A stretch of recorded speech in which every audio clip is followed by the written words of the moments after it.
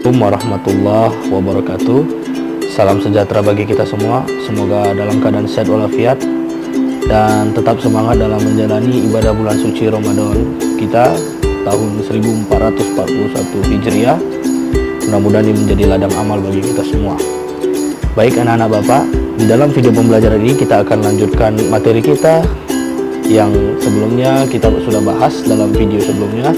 Namun kembali saya mengingatkan kepada kalian sebelum menyaksikan video ini, alangkah baiknya kalian jangan lupa untuk like, komen, dan subscribe serta share ke media sosial kalian agar ini bisa menjadi pertinggal yang baik untuk kalian.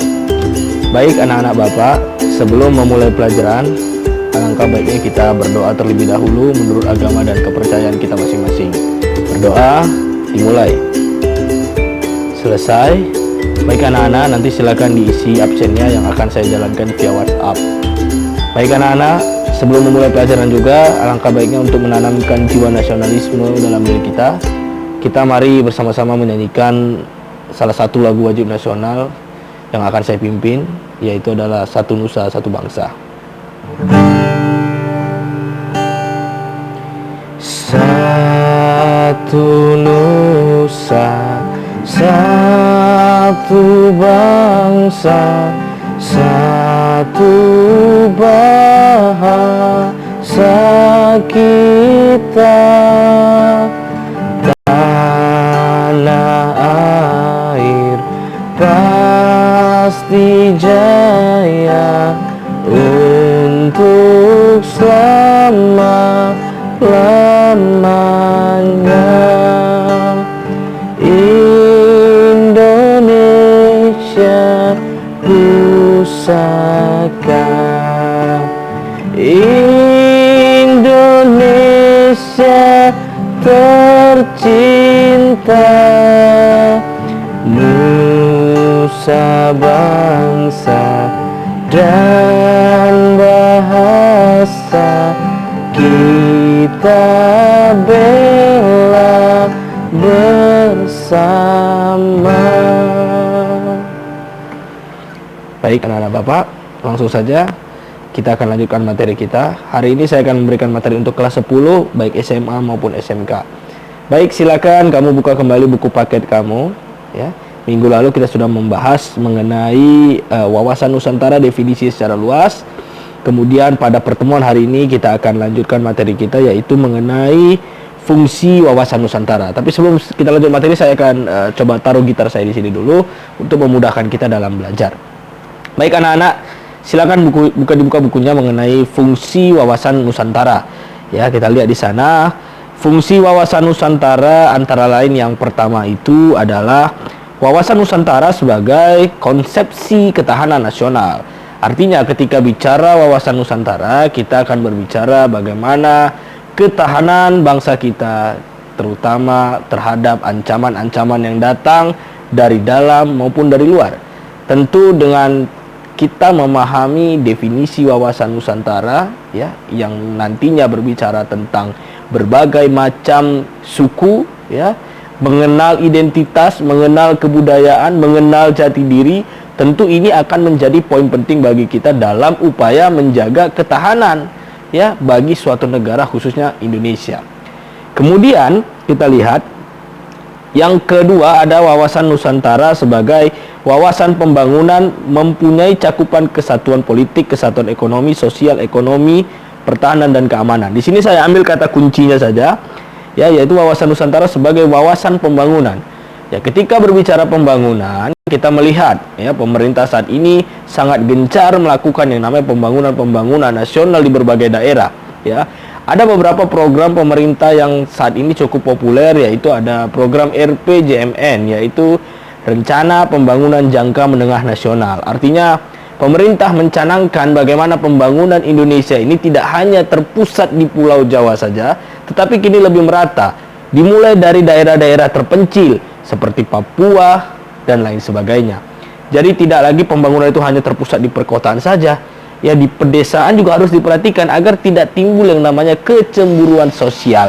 Jadi ini perlu dipahami bagaimana kita bisa mengenal ya, kira-kira setelah mengetahui definisi wawasan Nusantara, apa sih tujuannya?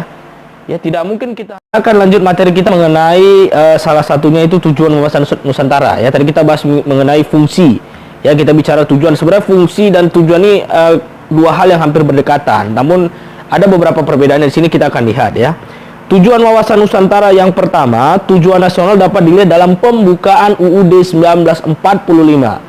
Saya harap kalian semua hafal Undang-Undang Dasar 1945. Pembukaannya ya, yang mengatakan bahwasannya tujuan kemerdekaan Indonesia adalah untuk melindungi segenap bangsa Indonesia. Melindungi segenap bangsa Indonesia berarti tanpa terkecuali. Ya, dilindungi semua bangsa Indonesia. Kemudian kita lihat, dan seluruh tumpah darah Indonesia untuk mewujudkan kesejahteraan umum. Ya, kesejahteraan banyak orang, bukan kesejahteraan pribadi. Kemudian mencerdaskan kehidupan bangsa. Ya, mencerdaskan berarti dalam artian bangsa Indonesia ini harus dicukupi secara keilmuan, secara pengetahuan. Ya, tidak boleh ada lagi yang buta huruf, ataupun tidak ada lagi yang mengerti baca tulis dan lain sebagainya. Kemudian kita lihat di sana, dan ikut melaksanakan ketertiban dunia yang berdasarkan kemerdekaan, ya, perdamaian abadi dan keadilan sosial. Sebagai bangsa yang bersahabat dengan negara-negara lain, kita harus ikut andil dalam melaksanakan ketertiban dunia, ya, dalam artian tetap menjaga perdamaian. Ya, jika ada negara-negara lain yang berkonflik, kita harus terlibat. Terlibat bukan dalam terlibat harus konflik, tidak. Minimal kita ikut mendamaikan mereka menjadi pasukan perdamaian PBB. Indonesia terlibat, ya. Dan ini tentu menjadi catatan penting bagi kita bahwasannya Indonesia tidak bisa lepas tangan karena hal ini sudah tercantum di dalam pembukaan Undang-Undang Dasar 1945. Kemudian yang kedua ada tujuan dalam mewujudkan kesatuan segenap aspek kehidupan, baik alamiah maupun sosial. Ya, sebagai makhluk sosial berarti kita tidak dapat hidup sendiri. Kita berinteraksi antar satu dengan yang lain, ya, berinteraksi. Karena pada hakikatnya manusia itu dikatakan Aristoteles disebut zoon politikun. Makhluk yang tidak dapat hidup sendiri, makhluk yang memerlukan bantuan orang lain. Tidak bisa hidup sendiri kita. Ya. Kemudian setelah kita memahami tujuan wawasan Nusantara, saya hanya sebutkan 2 poin saja, tidak perlu panjang-panjang. Cukup kalian memahami apa yang saya sampaikan hari ini. Nanti tinggal kalian cari, boleh dari berbagai sumber, internet kah, dari buku kah, dan lain sebagainya. Kemudian kita akan bicara mengenai aspek Trigatra dan Pancagrata dalam wawasan Nusantara. Oke, San, stop, San.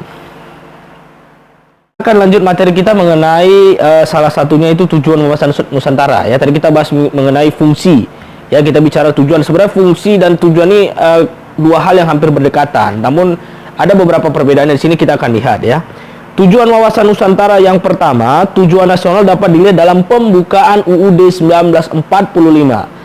Saya harap kalian semua hafal Undang-Undang Dasar 1945. Pembukaannya ya, yang mengatakan bahwasannya tujuan kemerdekaan Indonesia adalah untuk melindungi segenap bangsa Indonesia.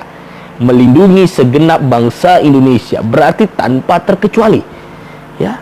Dilindungi semua bangsa Indonesia. Kemudian kita lihat, dan seluruh tumpah darah Indonesia untuk mewujudkan kesejahteraan umum. Ya, kesejahteraan banyak orang, bukan kesejahteraan pribadi. Kemudian mencerdaskan kehidupan bangsa. Ya, mencerdaskan berarti dalam artian bangsa Indonesia ini harus dicukupi secara keilmuan, secara pengetahuan. Ya, tidak boleh ada lagi yang buta huruf, ataupun tidak ada lagi yang mengerti baca tulis dan lain sebagainya. Kemudian kita lihat di sana, dan ikut melaksanakan ketertiban dunia yang berdasarkan kemerdekaan, ya, perdamaian abadi dan keadilan sosial. Sebagai bangsa yang bersahabat dengan negara-negara lain, kita harus ikut andil dalam melaksanakan ketertiban dunia, ya, dalam artian tetap menjaga perdamaian. Ya, jika ada negara-negara lain yang berkonflik, kita harus terlibat. Terlibat bukan dalam terlibat harus konflik, tidak. Minimal kita ikut mendamaikan mereka menjadi pasukan perdamaian PBB. Indonesia terlibat, ya. Dan ini tentu menjadi catatan penting bagi kita bahwasannya Indonesia tidak bisa lepas tangan karena hal ini sudah tercantum di dalam pembukaan Undang-Undang Dasar 1945. Kemudian yang kedua ada tujuan dalam mewujudkan kesatuan segenap aspek kehidupan, baik alamiah maupun sosial. Ya, sebagai makhluk sosial berarti kita tidak dapat hidup sendiri. Kita berinteraksi antar satu dengan yang lain, ya, berinteraksi. Karena pada hakikatnya manusia itu dikatakan Aristoteles disebut zoon politikun. Makhluk yang tidak dapat hidup sendiri, makhluk yang memerlukan bantuan orang lain. Tidak bisa hidup sendiri kita. Ya. Kemudian setelah kita memahami tujuan wawasan Nusantara, saya hanya sebutkan 2 poin saja, tidak perlu panjang-panjang. Cukup kalian memahami apa yang saya sampaikan hari ini. Nanti tinggal kalian cari, boleh dari berbagai sumber, internet kah, dari buku kah, dan lain sebagainya. Kemudian kita akan bicara mengenai aspek Trigatra dan Pancagatra dalam wawasan Nusantara. Trigatra dan Pancagatra dalam wawasan Nusantara. Kira-kira apa ya aspek Trigatra dan Pancagatra itu? Kita akan bicara pada hari ini cukup aspek Trigatra saja. Ya, untuk pertemuan berikutnya, dalam video berikutnya kita akan bicara tentang Pancagatra. Baik, aspek-aspek Trigatra. Silakan kalian buka buku paket, ya. Aspek Trigatra adalah aspek suatu negara yang memang sudah melekat pada negara itu dan tidak pernah sama spesifikasinya terhadap setiap negara. Setiap negara berbeda-beda, ya, tidak sama. Baik itu aturan, ya, baik itu yang namanya geografis dan lain sebagainya. Ya, pada hakikatnya aspek Trigatra ini nanti akan berbicara mengenai letak geografis. Ya, letak geografis. Kalau kita melihat letak geografis Indonesia itu sendiri, ya, ataupun secara apa namanya, ya, dalam materi ini, kalau kita ingat, kita flashback dalam materi IPS, ya, materi IPS itu masuk di sana, ya. Kita lihat letak dan bentuk geografis, yaitu adalah sesuatu pada permukaan bumi yang dapat dibedakan antara hasil proses alam maupun hasil manusia. Kita lihat di sini, ya. Indonesia secara geografis, ya, itu terletak pada 6 derajat lintang utara, 11 derajat lintang selatan, 95 derajat bujur timur, 141 derajat bujur timur, ya. Dan kemudian juga kita akan lihat di sana, ya. Selain itu, karena letak geografis tersebut yang teramat luas, ya, teramat luas, maka banyak pula kehadiran suku dan budaya di sana. Kemudian pertahanan dan keamanan yang berbeda. Ingat, perbedaan itu bukan menjadi satu penghalang untuk bersatu, tapi yang namanya perbedaan menjadi semangat dan komitmen untuk bersatu padu dalam menjaga keutuhan NKRI. Baik, kita lanjut. Ada keadaan dan kemampuan penduduk. Ini menarik nih. Indonesia kan bukan cuma Sumatera, Indonesia kan bukan cuma Jawa, Indonesia kan bukan cuma Kalimantan, bukan Sulawesi saja, bukan Papua saja, tapi Indonesia yang kita kenal dari Sumatera sampai Papua, dari Sabang sampai Merauke, ya. Artinya ini banyak, ya. Tiap-tiap wilayah itu memiliki ciri khas yang berbeda, ya, tidak sama itu, ya. Misalkan penduduk di Sumatera kebiasaannya begini, tidak akan sama kebiasaan orang-orang di Sumatera dengan di Jawa. Di Jawa tidak akan sama dengan di Papua. Dia memiliki ciri khas yang berbeda. Kemudian kita lihat di sini, ya, ada beberapa faktor, ya, faktor yang mempengaruhi jumlah penduduk. Ini bicara tentang jumlah penduduk juga, ya kan? Yang pertama, ya, ada dampak positif dan ada dampak negatifnya. Dampak positifnya itu adalah tersedianya tenaga kerja untuk meningkatkan produksi dalam memenuhi kebutuhan yang terus meningkat. SDM, sumber daya manusia. Kemudian bertambahnya kebutuhan akan pangan, sandang, ya, dan papan sehingga berkembang jenis-jenis usaha lokal. Itu positif. Kemudian ketiga, meningkatkan investasi, penanaman modal, ya. Ini menjadi nilai-nilai yang sangat bagus gitu. Ketika ada investasi, otomatis Indonesia akan terus mengalami perputaran uang yang sangat-sangat dinamis sehingga menghasilkan ekonomi yang baik, kan begitu. Kemudian ada dampak negatif. Dampak negatif yang pertama pasti meningkatnya angka pengangguran. Kedua, meningkatnya angka kriminal, ya kan? Ketiga, angka kemiskinan, berkurangnya lahan pertanian, hingga kesehatan masyarakat menurun. Kenapa? Itu tadi, itu dampak negatif, ya. Ternyata selain dampak positif, ada dampak negatif yang saling berdampingan. ada faktor keadaan dan kekayaan alam, ya, keadaan dan kekayaan alam. Kita lihat. Kekayaan alam adalah segala sumber dan potensi alam yang terdapat di bumi, di laut, dan di udara dalam wilayah suatu negara.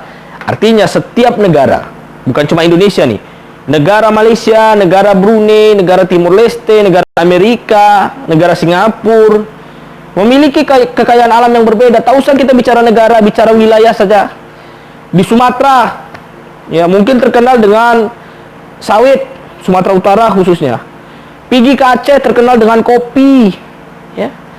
Berbeda di Kalimantan, tambang, ya, banyak, ya. Makanya ini perlu diperhatikan. Itu masih bicara daerah. Kalau bicara negara berbeda lagi, ya. Ada kekayaan alam yang bersifat efektif atau diolah, ya. Kemudian ada kekayaan alam potensial yang masih sifatnya cadangan.